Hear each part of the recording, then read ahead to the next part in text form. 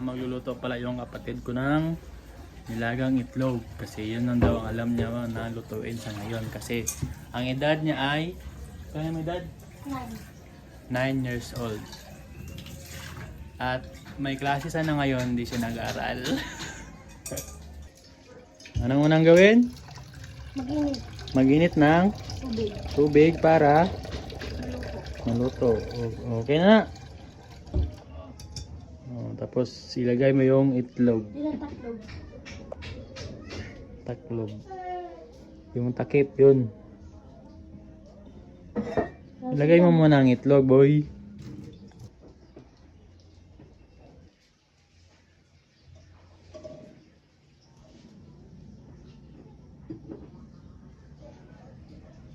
Yan, ilagay mo dyan.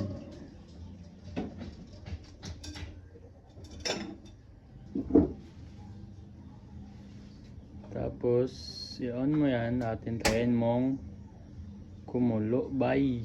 Kasi sila mama at papa ay nagtatrabaho sa likod. Si mama naglalabas, si papa nagpapanday ba. Ako nagbabantay ng tindahan. Dun sila. Yung patid ko dun. Miles! Mama parang multo. Suwang. Yan, papa. Siyempre, andun sila. Kumuha ako ng Yakult. Yan, Yakult na may ice. Siyempre, hindi tayo malatapos habang hindi tayo kumakain ng pagkain masarap dito sa ating tindahan. Ano ba? Balog.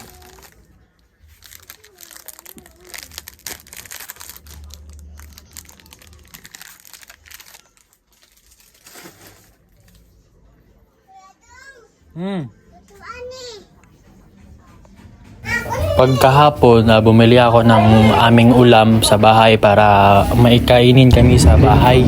Bumili ako ng inihaw na isda at binili ko ng 45 ang isa.